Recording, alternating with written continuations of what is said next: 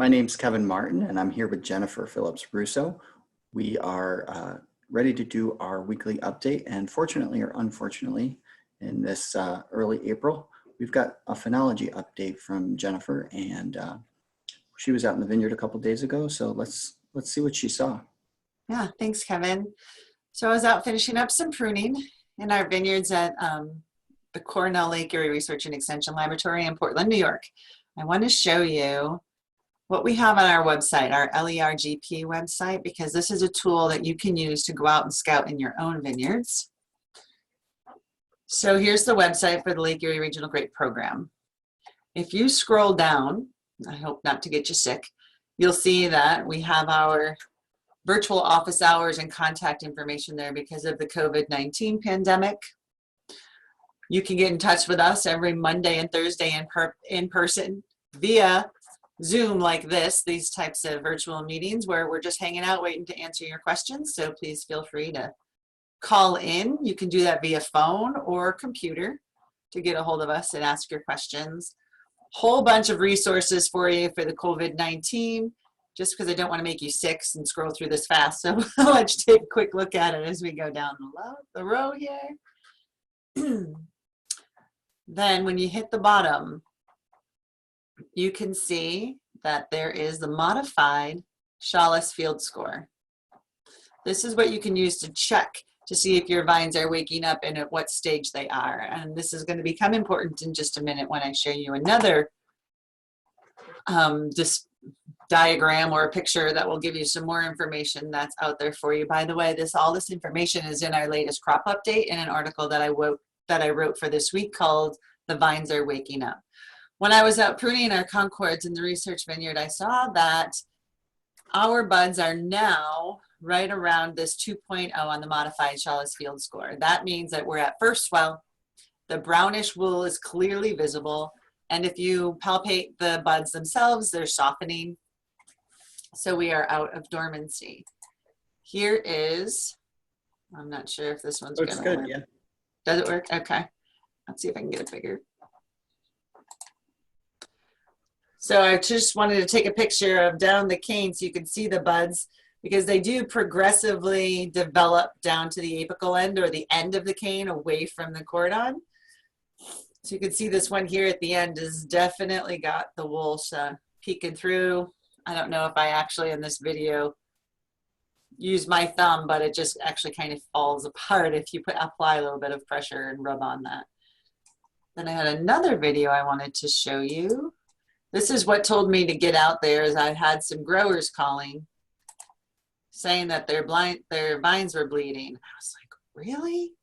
Let me look. Yeah, I think we've seen some bleeding for a little while, especially on freshly pruned stuff, but even maybe a week ago on stuff that had been pruned for a while. Yeah.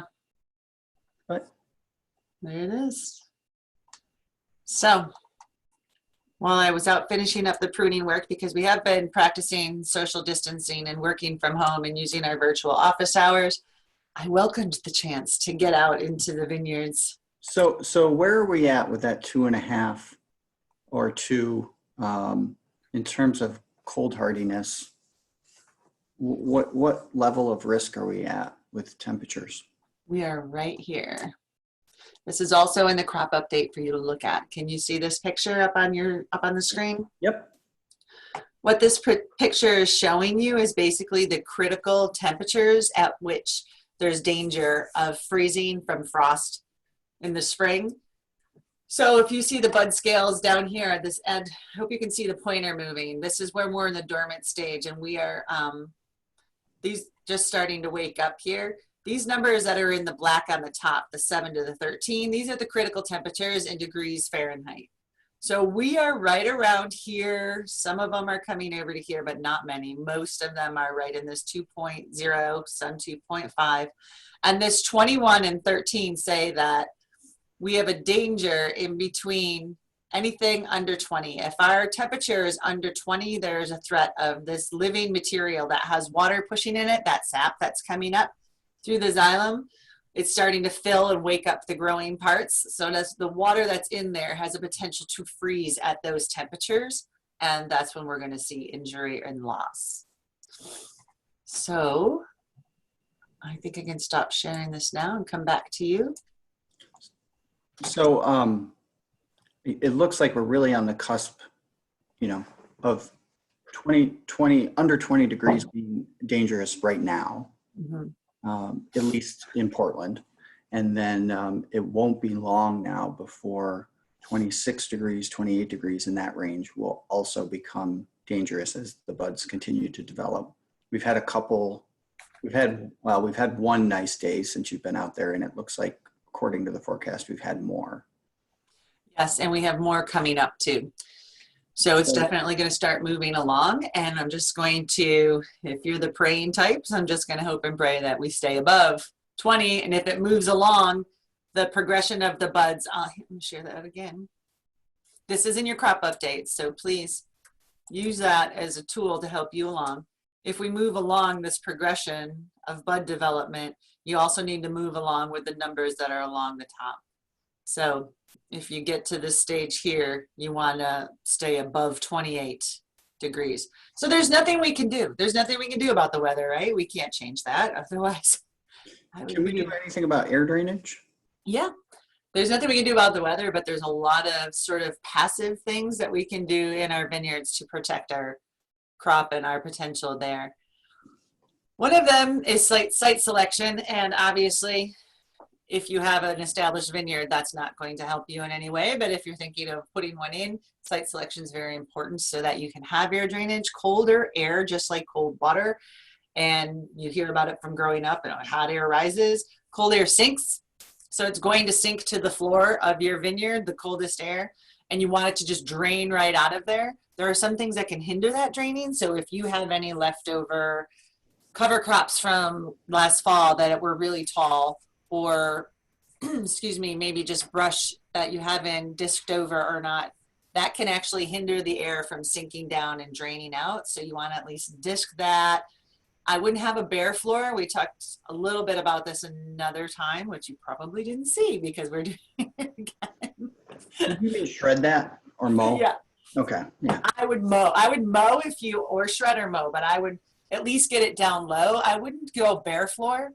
So there's some research out there that says that if you have a wet, moist floor, bare floor, that's going to be the warmest in the vineyard.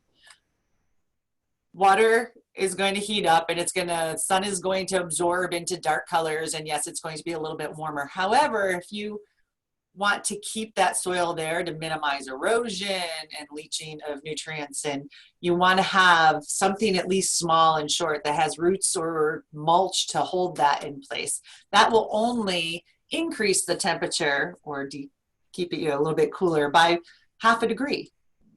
So yeah, and you can't really control moisture. So if you had bare soil that was dry versus maybe some short stubble that still had some moisture, which one would perform better in a frost event, according to some of that research?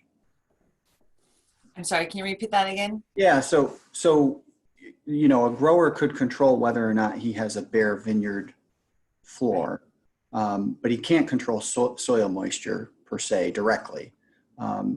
So if a grower had a bare floor that was dry versus some short stubble that was still moist because he left that stubble there, which one would perform better in a frost event?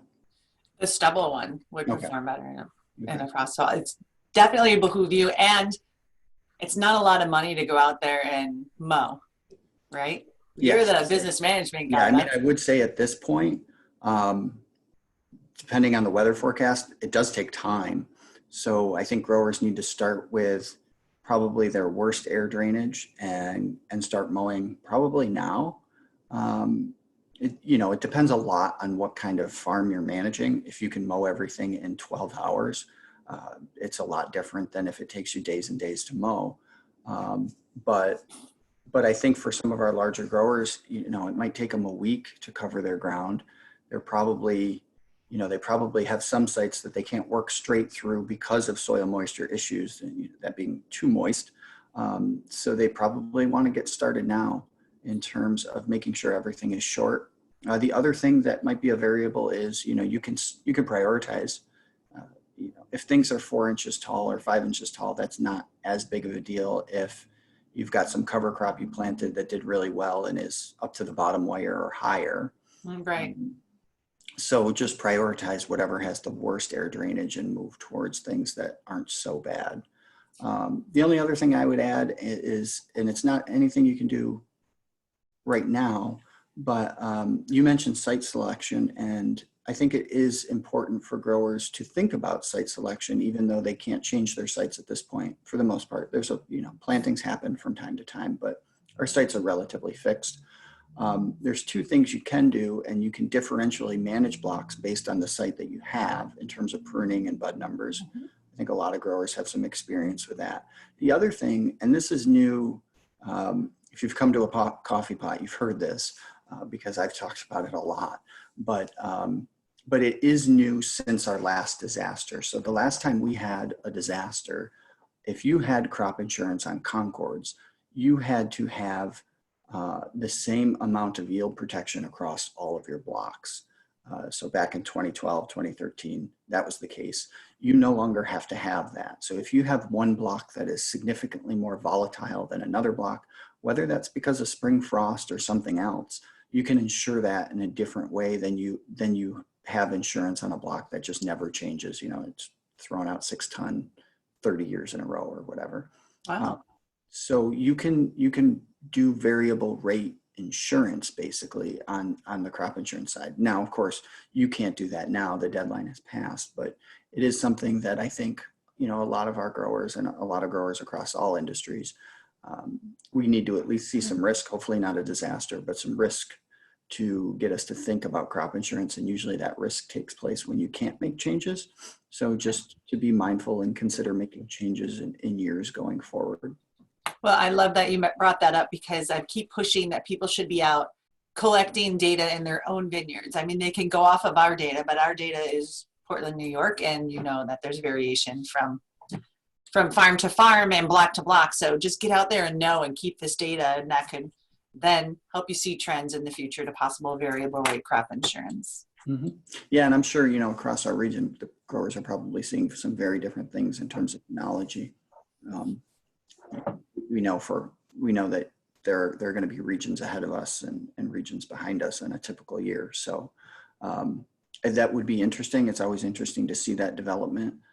It is a little bit harder to see now that we're sort of hunkered down. So if you guys want to use our Facebook page or our email addresses to send us pictures of your phenology, that would be great. We'd be happy to share those. Jennifer mentioned some open office hours. We can share them there. We can share them in crop updates. The other thing you can do is you can also send us text messages to our cell phones. Any way you want to get us that information, it would actually be great and interesting for us to share with everybody else, so we can have some more information about how the season is progressing. I also think it'd be good practice as we continue into the growing season. If this virtual reality we have continues, we want to do more things virtually. And we're very used to growers sharing information and visiting grower vineyards for group meetings. And if we have to do some of that virtually, it would be nice to start that now, so we can get you guys used to this technology and used to interacting with us in this way, so you can get the information you need. And I miss everybody. I want to see everybody. So send your pictures in, bring us back together. Yeah, if we can't see you in chat, at least we'll get some communication, and that would be great. Well, thanks for joining us, everybody. Please feel free to comment below. Send us any of your questions or comments via email or text, and we can address them either in a virtual setting or call you up personally. And I hope you all have a great day and stay well. And thank you, Jennifer. It's been a busy week for the business and grape world. So we actually are probably going to see you a lot sooner than next week. So make sure you watch both of our video podcast updates as they come out. We will see you soon. Thanks a lot for joining us, and thanks for the update, Jennifer. Thanks. Take care, everyone.